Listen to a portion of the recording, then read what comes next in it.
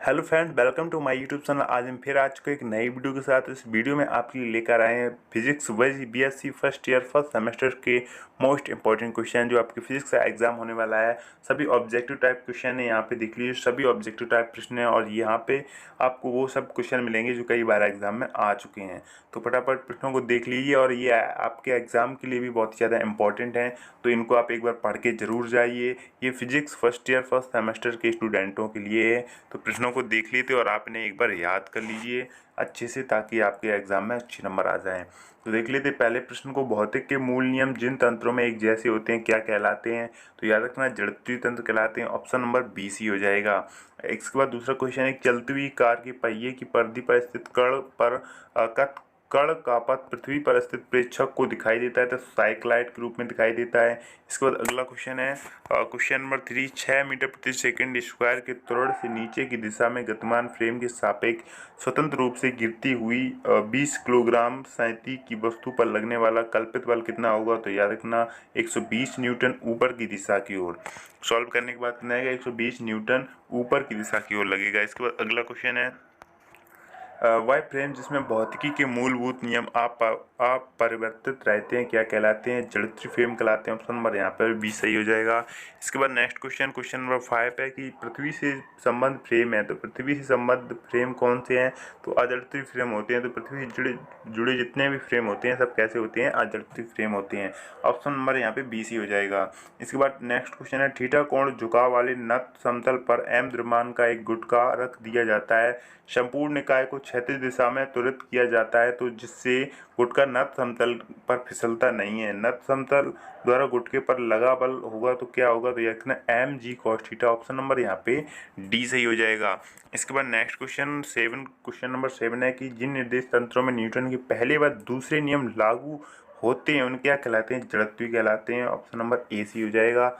इसके बाद अगला क्वेश्चन है कि कोरियोलिस बल होता है, तो कोरियोलिस बल का यह मान बताना तो कितना होता है? तो कोरियोलिस बल इक्वल होता है -2m omega vector cross v vector r। यानी ऑप्शन नंबर यहाँ पे ए सी हो जाएगा।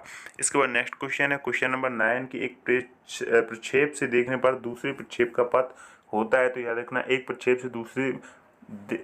प्रक्षेप से देखने पर दूसरे प्रक्षेप का पथ हमेशा सरल रेखीय होता है। ऑप्शन नंबर यहाँ पे ए सी हो जाएगा। इसके बाद अगला क्वेश्चन देख लेते हैं। टॉपिक वाइज यहाँ सारे क्वेश्चन है, तो हर टॉपिक वाइज के अलग से क्वेश्चन आते हैं। तो यहाँ पर देख लीजिए अगला क्वेश्चन है कि बल आघूर्ण का परिमाण होता है, तो बल आघूर्ण का कितना परिमाण होता है? R F sine theta. तो ऑप्शन नंबर यहाँ पे ए सही हो जाएगा। इसके बाद नेक्स्ट क्वेश्चन है एम द्रव्यमान का एक कण एक्स अक्ष के समांतर अचर वेग से गतिमान है, इसका मूल बिंदु सापेक्ष कोणीय वेग होगा तो कितना होगा? तो अचर रहेगा हमेशा। ऑप्शन नंबर यहाँ पे बी सही हो जाएगा। द्रव्यमान केंद्र के सापेक्ष कुल रैखिक संवेग कितना होता है? हमेशा शून्य होता है। ऑप्शन नंबर बी सी हो जाएगा।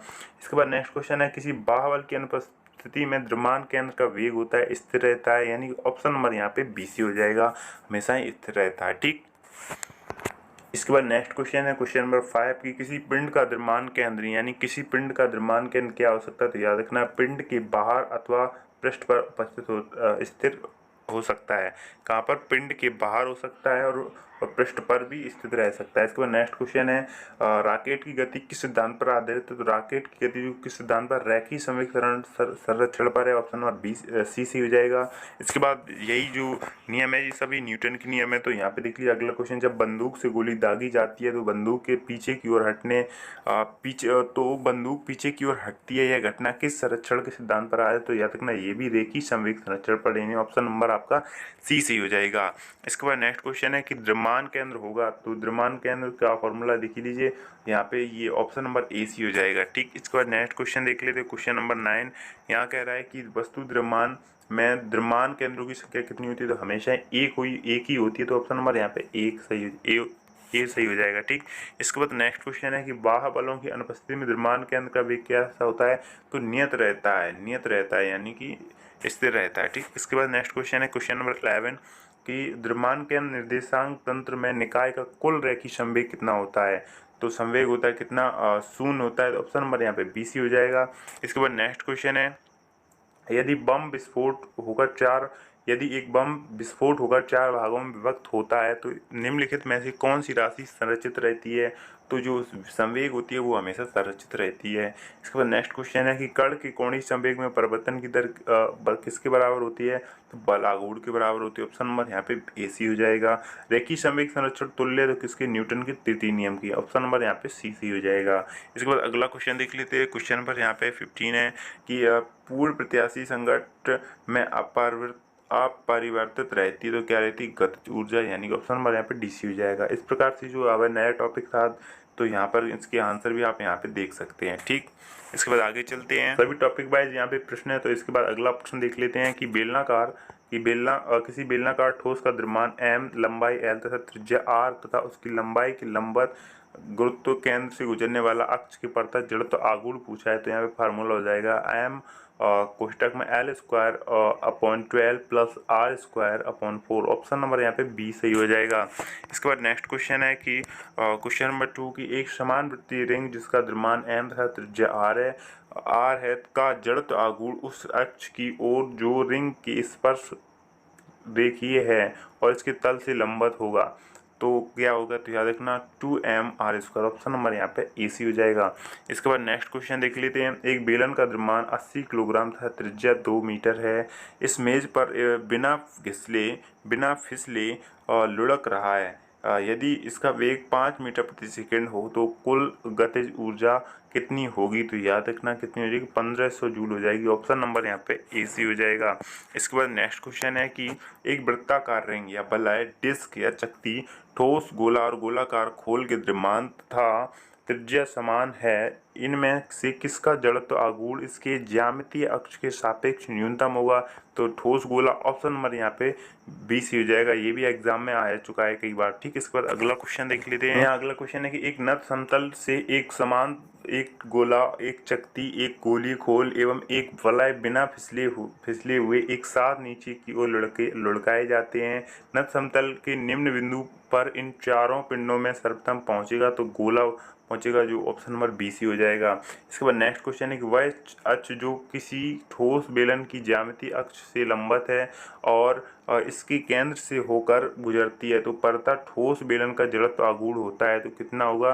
तो याद रखना m कोष्ठक में small r² upon 12 plus capital R² upon 4। तो यहाँ पे ऑप्शन नंबर यहाँ पे AC हो जाएगा। इसके बाद नेक्स्ट क्वेश्चन है, क्वेश्चन नंबर 7 है कि ये ठोस गोले के किसी व्यास के परतः उसका जड़त्व आघूर्ण होता है तो कितना होता है? 2/5 mr²। तो ऑप्शन नंबर यहाँ पे BC हो जाएगा। इसके बाद नेक्स्ट क्वेश्चन है, पतले गोलीय कोष का किसी व्यास के परतः जड़त्व आघूर्ण होता है, कितना होता है? तो इसका होता है 2/3 mr²। इसके बाद नेक्स्ट क्वेश्चन है, किसी पिंड का द्रव्यमान आघूर्ण अक्ष के समीप लिया जाए तो जड़त्व आघूर्ण होगा तो कैसा हो जाएगा? घटेगा, यानी ऑप्शन नंबर DC हो जाएगा।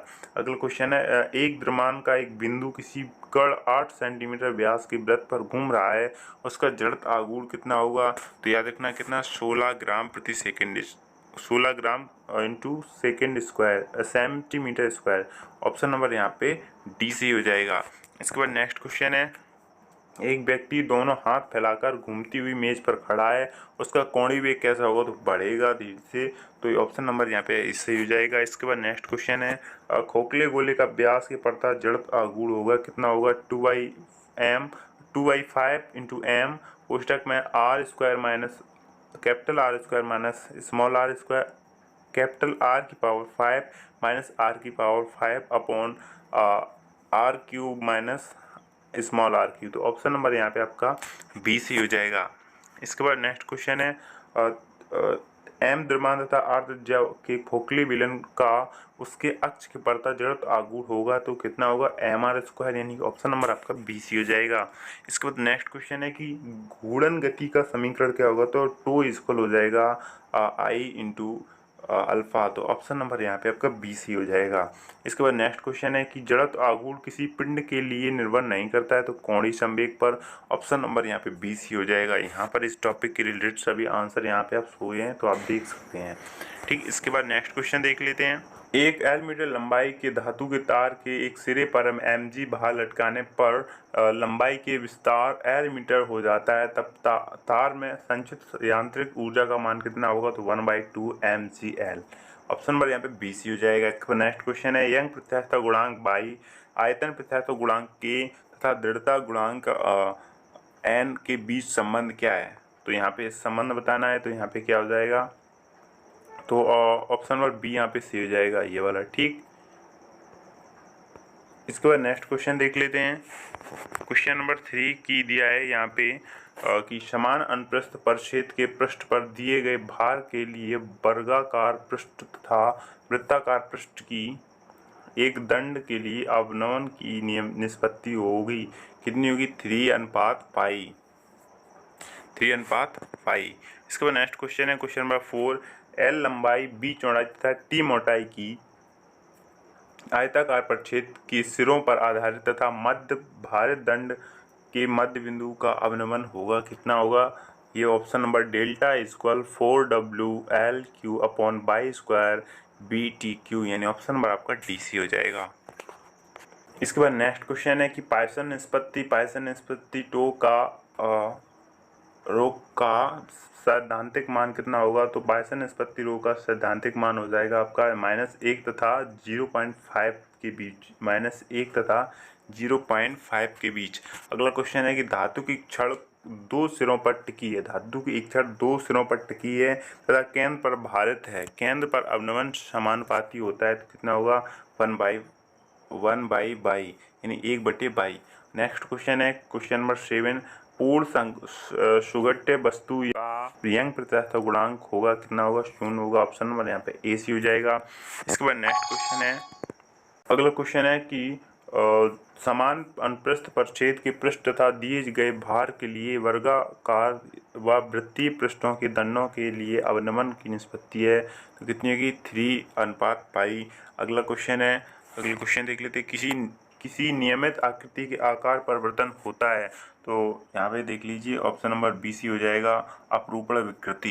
नेक्स्ट क्वेश्चन है यंग गुणांक का मान सबसे अधिक होता है, तो याद रखना AB ऑप्शन यानी प्लास्टिक में और तांबे में, यानी AB ऑप्शन दोनों सही है, यानी C ऑप्शन यहाँ पे सही हो जाएगा। इसके बाद नेक्स्ट क्वेश्चन है सही संबंध है, तो सही संबंध कौन किस में है, तो याद रखना ये वाला ऑप्शन C वाला यहाँ पे सही हो जाएगा। इसके बाद नेक्स्ट क्वेश्चन है क्वेश्चन नंबर 12, पॉइसा निष्पत्ति की सीमाएं क्या हैं, तो याद रखना ऑप्शन नंबर यहाँ पे आपका C सही हो जाएगा।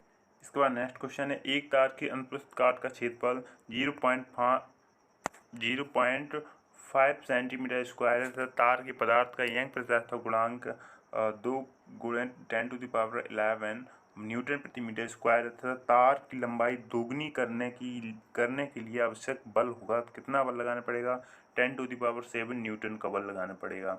इसके बाद नेक्स्ट क्वेश्चन है क्वेश्चन नंबर 14, एक तांबे की तार की लंबाई L तथा त्रिज्या R है और छड़ के पदार्थ का यंग प्रत्यास्थता गुणांक बाई है। यदि छड़ की लंबाई L/2 कर यानी आधी कर दी जाए तो त्रिज्या अपरिवर्तित रहे, तो यंग प्रत्यास्थता गुणांक का मान कितना होगा, तो याद रखना उसका भी मान आधा हो जाएगा, ऑप्शन नंबर B यहाँ पे सही हो जाएगा।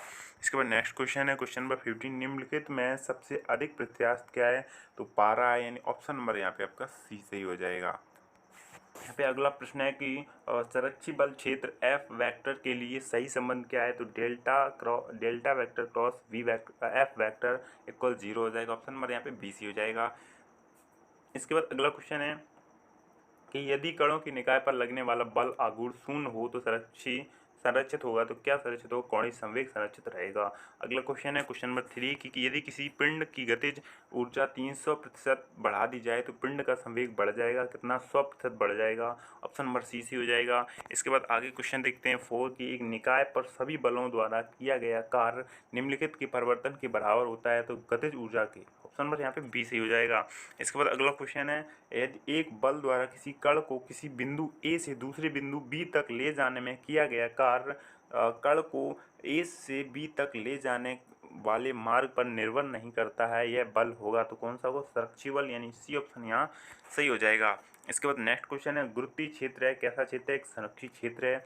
इसके बाद अगला क्वेश्चन है m द्रव्यमान का एक पिंड एक स्थिर बल द्वारा विराम से चलकर d दूरी तय करता है, इसकी गतिज ऊर्जा निम्नलिखित राशि की अनुक्रमानुपाती होगी, किसकी अनुक्रमानुपाती होगी, तो ऑप्शन नंबर यहाँ पे DC हो जाएगा, D यानी दूरी की अनुक्रमानुपाती होगी, ठीक। इसके बाद अगला क्वेश्चन देख लेते हैं क्वेश्चन नंबर 8 कि m द्रव्यमान की एक वस्तु जो v वेग से दीवार से टकराती है और उसी वेग से वापस आती है, इसके संवेग में परिवर्तन होगा तो कितना 2mv। Option number B C हो जाएगा। इसके बाद अगला क्वेश्चन है, एक साक्षी बल F वेक्टर स्थितिज ऊर्जा कैपिटल U से इस प्रकार संबंधित होता है, तो किस प्रकार संबंधित है तो याद रखना F vector equal minus delta vector U।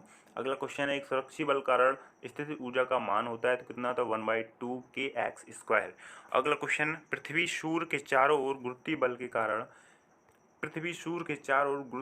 कारण बल के अंतर्गत परिक्रमा करती है, निकाय के लिए क्या सुनिश्चित रहता है तो याद रखना कोणीय संवेग। ऑप्शन नंबर यहाँ बी सी हो जाएगा। इसके बाद आगे क्वेश्चन है कि पृथ्वी तल से दो उपग्रहों की दूरियां क्रमशः r तथा 7r हैं, उनके परिक्रमण कालों का अनुपात क्या होगा तो याद रखना कितना होगा। इसमें से कोई ऑप्शन गलत है तो यहाँ पे कोई ऑप्शन नहीं दिया, इनमें से कोई भी नहीं होगा। ठीक, तो यहाँ पे नेक्स्ट क्वेश्चन देख लेते हैं। पृथ्वी के चारों ओर परिक्रमा करते उपग्रह को की कुल ऊर्जा होगी तो कितनी होगी, ऋणात्मक होगी। कैसी होगी ऊर्जा, ऋणात्मक होगी। ऑप्शन नंबर यहाँ पे डी सी हो जाएगा।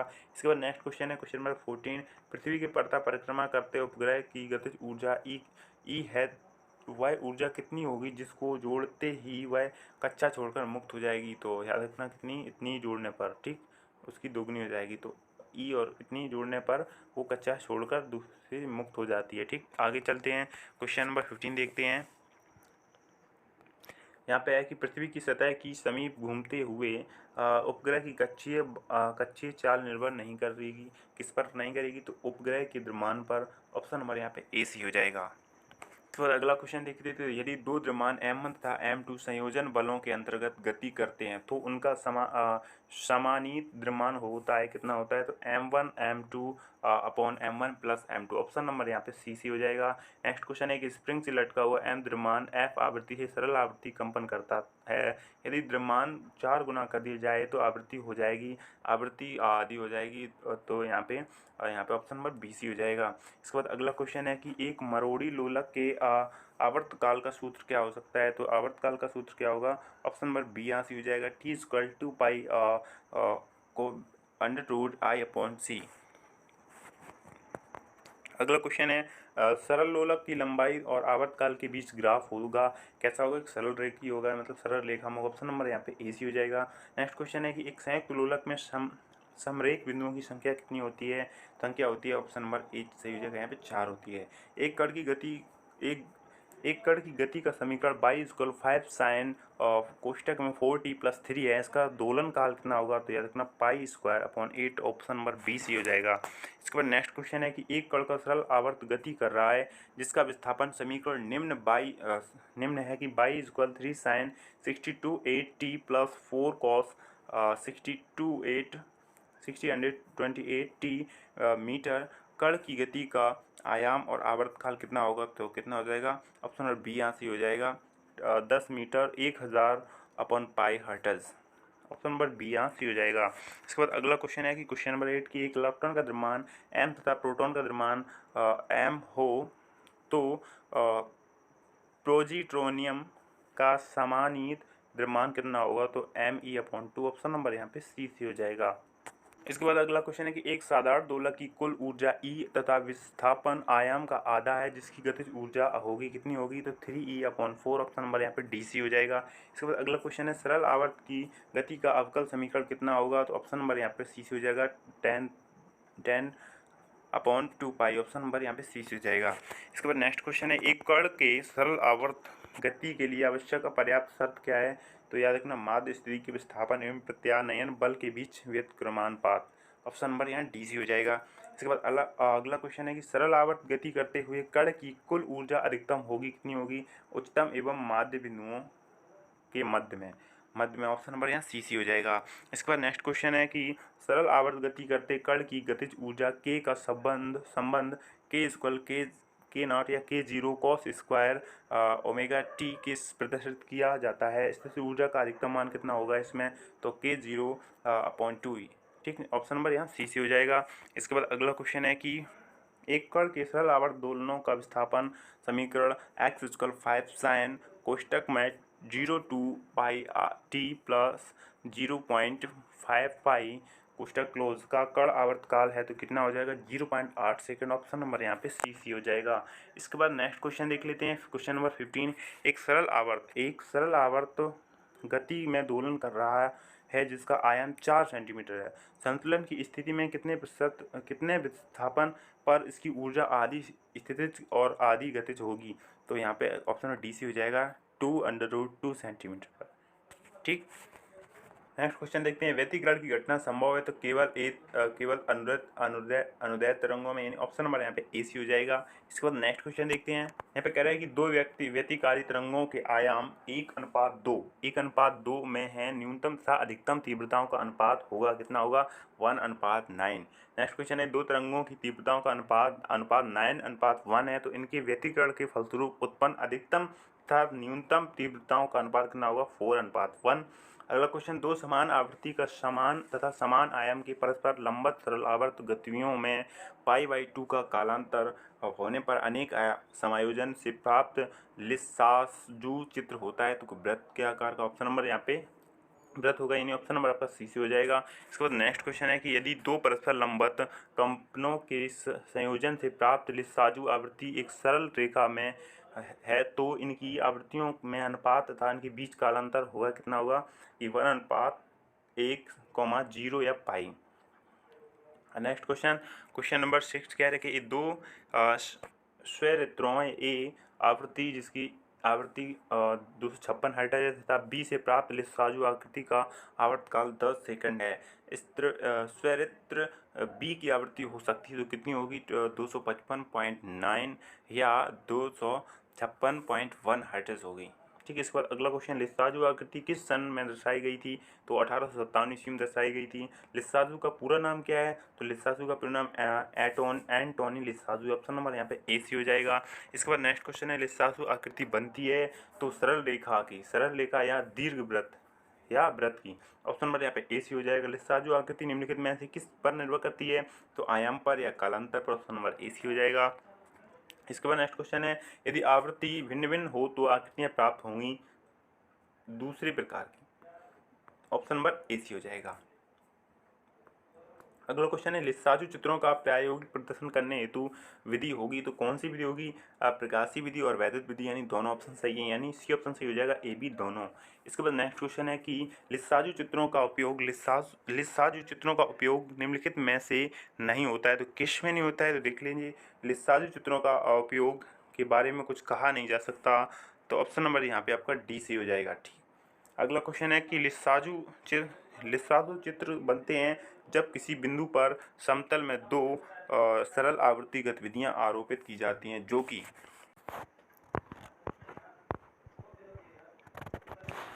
कि कैसी हो सकती हैं परस्पर लंब हों, यानी ऑप्शन नंबर यहाँ पे आपका बी सी हो जाएगा। ठीक, इसके बाद नेक्स्ट क्वेश्चन है कि स्थिर आवृत्तियों के दो दोलकों के लिसाजू चित्र परवलय हैं तथा छोटी आवृत्ति 250 हर्ट्ज है। अन्य आवृत्तियाँ कितनी होगी तो 500 हर्ट्ज का। ऑप्शन नंबर यहाँ पे आपका बी सी हो जाएगा। यहाँ पे आप आंसर भी चेक कर सकते हैं।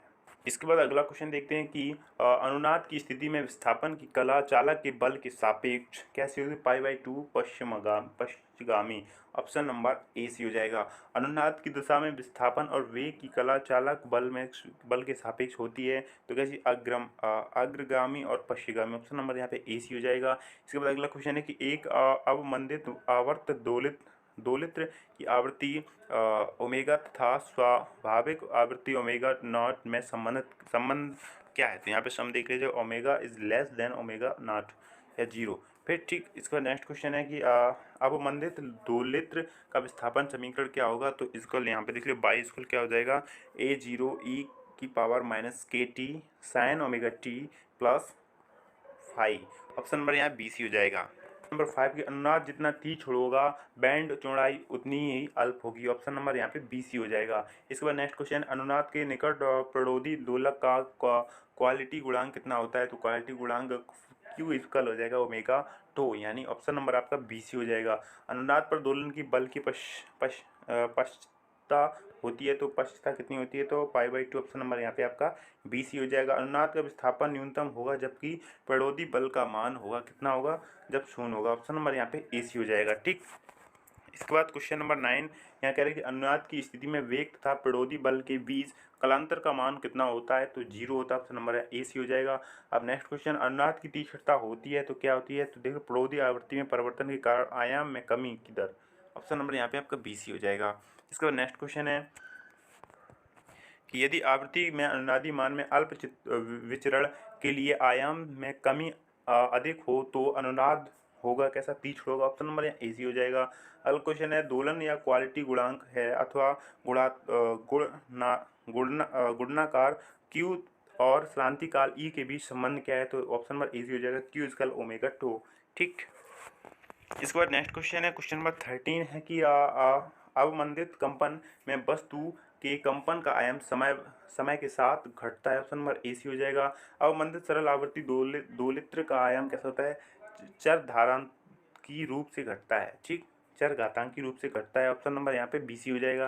इसके बाद नेक्स्ट क्वेश्चन है कि किसी एल सी आर अवमंदित दोलित्र का विशेषता गुणांक जबकि प्रतिरोध नगण्य होता है, कैसा होता है, L L omega upon are capital. ठीक, ऑप्शन नंबर यहाँ सी सी हो जाएगा। और यहाँ पे अगला क्वेश्चन देख लेते हैं, न्यूटन द्वारा दिए गए ध्वनि के वेग के व्यंजक में लाप्लास के संशोधन की आवश्यकता पड़ी क्योंकि ध्वनि तरंगें कैसी थी, रुद्रोस में विक्रम की भांति चलती थी। ऑप्शन नंबर यहाँ सी सी हो जाएगा। नेक्स्ट क्वेश्चन है, क्वेश्चन नंबर 2 यहाँ क्या कह रहा है कि किसी गैस के अंदर तरंग की चाल होती है, कैसी होती है। ऑप्शन नंबर यहाँ सी सी हो जाएगा, under root gamma P upon D. Next question है कि तरंग के वेग का सूत्र होता है, क्या होता है कि v इक्वल हो जाएगा ओमेगा अपॉन के।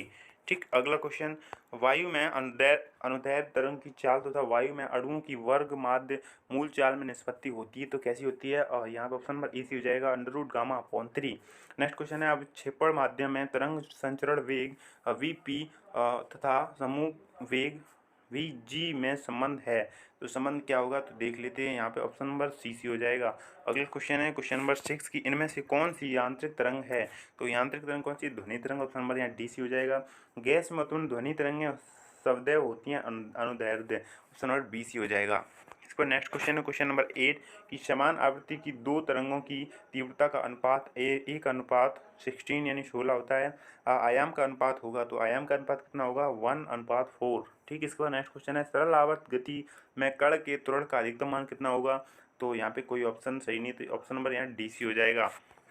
इसके बाद नेक्स्ट क्वेश्चन है, निम्नलिखित अनुप्रस्थ तरंग समीकरण में तरंग दैर्ध्य का मान होगा कितना होगा, तो यहाँ पे 22 का लगे समीकरण दिया है, साइन B20 साइन फाई और कोष्टक में 0.025 माइनस 2t, तो यहाँ पे जहाँ x और y सेंटीमीटर तथा पाई सेकंड में है, तो यहाँ पे आंसर क्या हो जाएगा, 100 सेंटीमीटर। ऑप्शन नंबर यहाँ पे बी से हो जाएगा।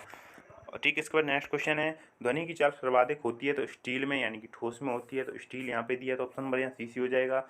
नेक्स्ट क्वेश्चन है, डी घनत्व व पी दाब वाली गैस में संचरित अनुदैर्ध्य तरंग की दाब होगी, तो कितनी हो जाएगी, ऑप्शन नंबर बी सी हो जाएगा। ठीक, इसके बाद अगला क्वेश्चन है कि पिंड की चाल व ध्वनि की चाल का अनुपात कहलाता है, तो क्या कहलाता है, सम्मेलन गुणांक। ऑप्शन नंबर सी सी हो जाएगा। इसके बाद अगला क्वेश्चन है, क्वेश्चन नंबर 14, वायु में ध्वनि की चाल अधिक वेग से एक हवाई जहाज ध्वनि में ऊंचाई शोर छोड़ता है, तो इसका कारण क्या है, तो इसका है डॉपलर के कारण और अधिक सुनाई पड़ता है, तो ऑप्शन नंबर यहाँ सी सी हो जाएगा। क्वेश्चन है कि विक्षेपी माध्यम में तरंग के वेग v का समूह वेग v1 में संबंध क्या हो सकता है, तो याद रखना ऑप्शन नंबर यहाँ सी सी हो जाएगा। ठीक, इसके बाद अगला क्वेश्चन आ जाए, दो तरंगें बाई इक्वल 0.25 साइन 316 टी तथा बाई इक्वल 0.25 साइन 310 टी एक ही दिशा में चल रही हैं, प्रति सेकंड उत्पन्न विस्पंदनों की संख्या कितनी होगी, 6। नेक्स्ट क्वेश्चन है कि अध्यारोपण की घटना संभव किसमें है, तो अनुप्रस्थ तथा अनुदैर्ध्य तरंगों में, दोनों तरंगों में। अध्यारोपण की घटना में ऊर्जा का पुनर्निर्मित होता है, तो पुनर्वितरण होता है, तो यहाँ पे ऑप्शन नंबर ए सी हो जाएगा। इसके बाद नेक्स्ट क्वेश्चन है, क्वेश्चन नंबर 4, यदि ए आयाम की दो तरंगें अध्यारोपित होकर ए आयाम की एक परिणामी तरंग उत्पन्न करती हैं, तो 120 अंश, तो उनके बीच कालांतर होगा कितना, 120 अंश। अगला क्वेश्चन है कि दो अध्यारोपण करने वाली तरंगों के आयाम 1:2 अनुपात में है, न्यूनतम तथा अधिकतम तीव्रता का अनुपात कितना होगा, 1:9।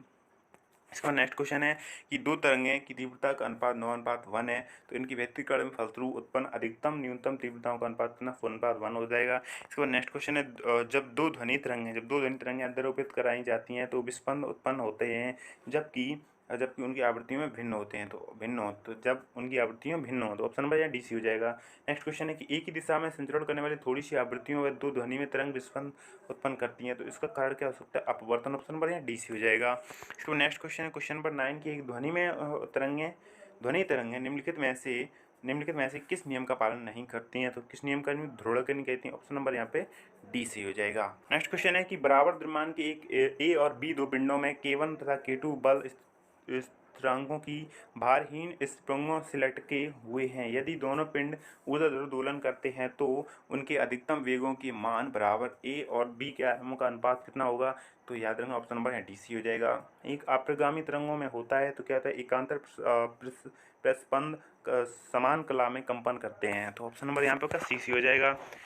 इसके बाद नेक्स्ट क्वेश्चन है एक अप्रगामी तरंग में होता है तो निकटतम दो स्पंदों के बीच के सभी कण समान कला में कंपन करते हैं, तो ऑप्शन नंबर यहाँ AC हो जाएगा। अगला क्वेश्चन है एक कण की गति का समीकरण x कल A sin omega t plus B cos omega t है। एक कण की गति होगी तो वही कण की गति क्या होगी? देख ले, आयाम √a² प्लस b² की तरल आवर्त गति।